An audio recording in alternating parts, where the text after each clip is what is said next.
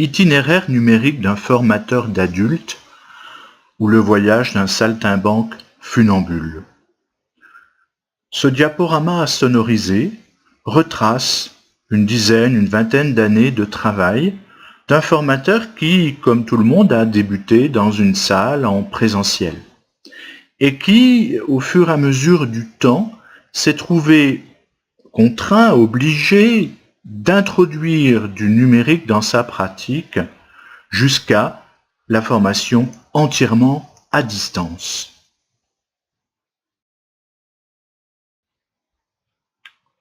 En 98, la formation tout en présence créait une insatisfaction chez moi. Des gens qui viennent en formation une journée ont plus ou moins eu le programme en amont, n'ont pas travaillé les sujets auparavant, n'ont pas lu, n'ont pas réfléchi. Et puis en fin de journée, les gens s'en vont, la formation est terminée. Il s'agissait d'une formation au traitement de texte Word, et l'idée m'est venue de travailler avec le courriel, c'est-à-dire d'envoyer les contenus en amont, avant le jour J, d'envoyer éventuellement des travaux à réaliser, de préparation, et comme ça, au moment du présentiel, les personnes arrivaient en sachant de quoi nous allions parler.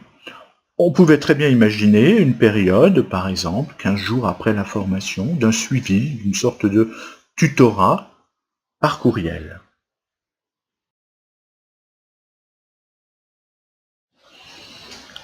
Réunir des formateurs lors d'un dispositif national pour un échange de pratiques a révélé beaucoup de choses.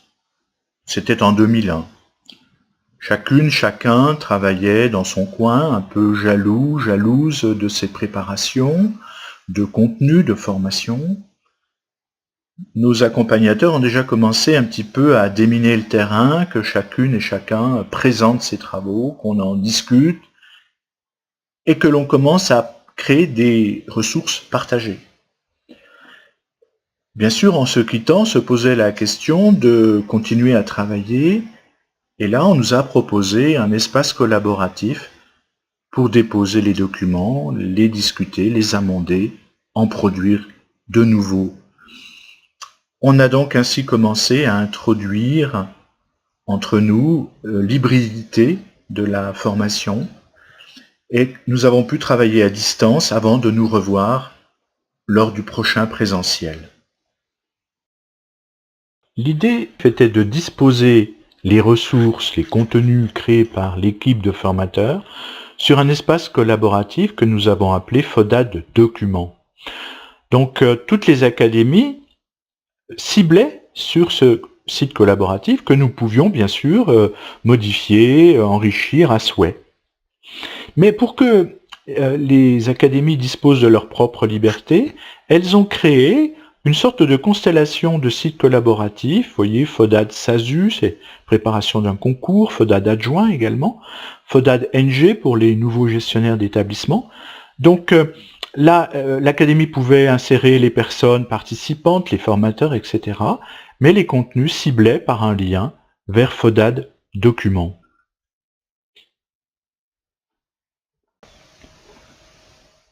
C'est vrai que ce dispositif a bousculé les représentations.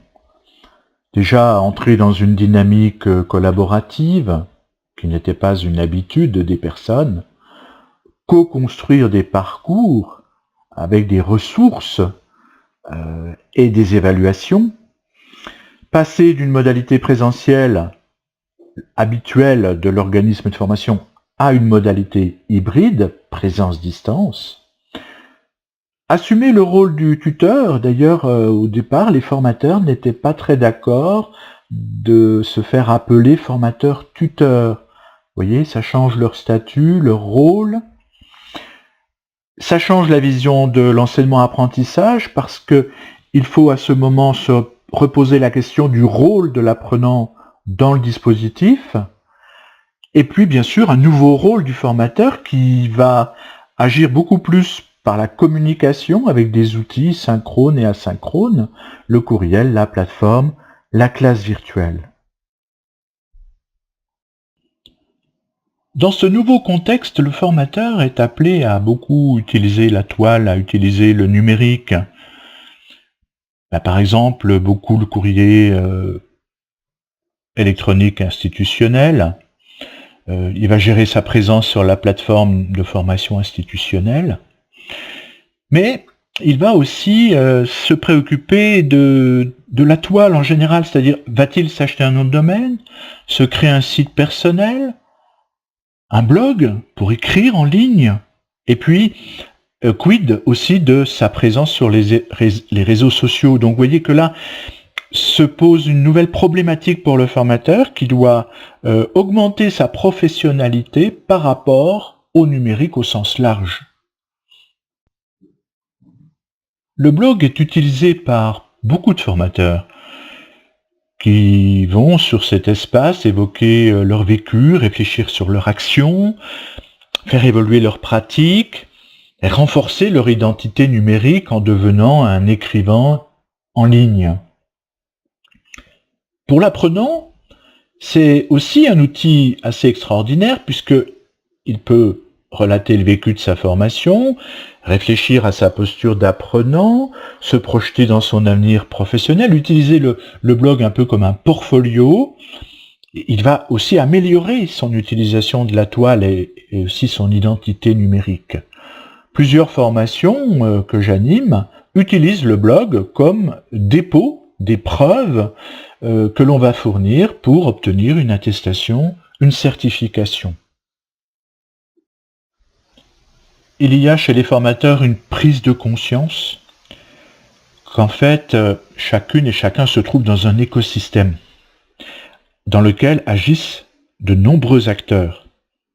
On n'est plus tout seul dans une salle de formation, la salle 220 de 9h à 17h, mais des personnes agissent avec nous. Par exemple, un ingénieur système, par exemple les gens qui gèrent l'administration de la plateforme, les gens qui gèrent la salle de formation, qui peut-être ont introduit une classe mobile, par exemple, qui va donner beaucoup de souplesse. Bien entendu que la connexion Internet doit être fiable et rapide. La plateforme opérationnelle 24 heures sur 24, qu'elle soit asynchrone ou synchrone, et les ressources adaptées, alors libres de droit bien sûr, respectant le droit d'auteur, réalisées alors en interne, en externe, par les formateurs, par des gens de l'extérieur, formation sur étagère. Donc vous voyez que cet écosystème doit être bien bâti, cohérent, que tout fonctionne à tous les niveaux d'utilisation du dispositif. Et ça, c'est une prise de conscience qui est très importante. Le formateur n'est plus seul à jouer son rôle. Une formation atypique montée en 2003-2004, regroupant 400 personnes par année, sur 4 années consécutives, une formation quasiment entièrement à distance qui concernait le B2I adulte en direction des personnels enseignants et des personnels administratifs de l'Académie de Besançon. Ce qui m'a le plus frappé au départ, c'est déjà l'idée de la mutualisation des contenus. Nous avons partagé la plateforme qu'utilisait à cette époque le Greta de Besançon. Nous avons mutualiser aussi les ressources que nous avons modifiées à la marge en fonction des besoins de nos publics. Et cette modalité était quasiment entièrement à distance, ce qui était très novateur. Les personnes disposaient d'une demi-journée de regroupement dans un établissement proche du leur, pour éviter donc les coûts de déplacement. Nous avons dû réfléchir et mettre en place un tutorat au plus près des personnes, et un financement de ce tutorat qui soit adapté. Les formateurs ont d'ailleurs bien joué le jeu. Ce qui nous a aussi interrogés, beaucoup surpris, c'est que la plupart des apprenants tenaient énormément à obtenir leur attestation. On a senti là que les personnes étaient dans une dynamique déjà d'une formation tout au long de la vie.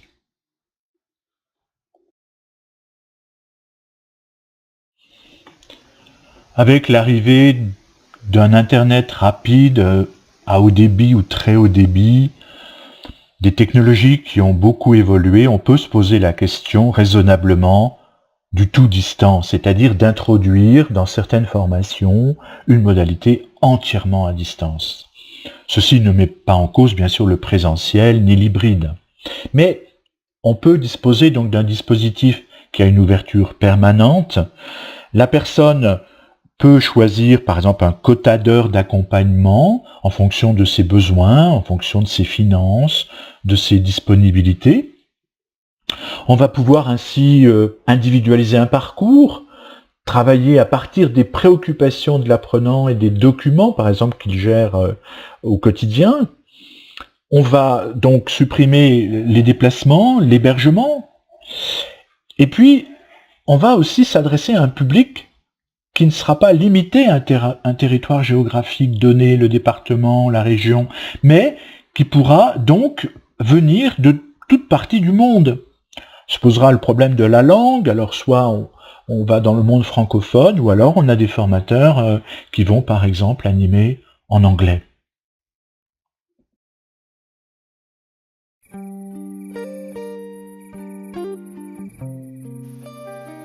Dans cette vidéo, je vais évoquer la publication de mon ouvrage qui a été mis en ligne chez Edilivre récemment. Alors pourquoi un ouvrage? Pourquoi écrire? Pourquoi un formateur, un enseignant éprouve le besoin d'écrire au quotidien dans un blog? Et puis, après ces écrits sur plusieurs années, pourquoi en faire un livre papier, un livre numérique? Eh bien, écoutez, c'est l'objet de ce document. Écrire au quotidien, pour un formateur, un enseignant, c'est une façon de réfléchir sur sa pratique, de revenir en arrière, de poser les choses. Et c'est vrai que le blog, comme outil d'écriture, s'y prête bien. C'est souple, ça intègre du texte, mais aussi des images, du son, des vidéos. C'est modulable, on peut changer le texte quand on veut, on peut le publier, on peut le mettre en brouillon. On a un outil vraiment très très souple, un peu un cahier de brouillon, 48 pages Clairefontaine sur lequel on peut griffonner. Et puis on écrit des articles, des billets, comme ça pendant plusieurs années. Et un jour on se dit, et pourquoi pas faire un livre de tous ces écrits? Cette idée m'a traversé l'esprit, j'ai contacté un éditeur en ligne qui s'appelle Edilivre, et j'ai publié très récemment mon ouvrage directement en ligne, donc en version papier, en version numérique et bientôt en version e-pub. Si vous êtes enseignant, formateur et qu'on vous demande d'intégrer du numérique dans votre pratique, d'intégrer de la formation à distance, du digital, on dit aujourd'hui, c'est pas facile, c'est pas simple, vous êtes peut-être un petit peu gêné aux entournures pour vous y mettre. Eh bien écoutez, j'espère que cet ouvrage qui se veut vraiment un ouvrage de pratique au quotidien, de réflexion, que cet ouvrage pourra vous aider à commencer à entrer dans cette nouvelle aventure professionnelle. Merci à vous.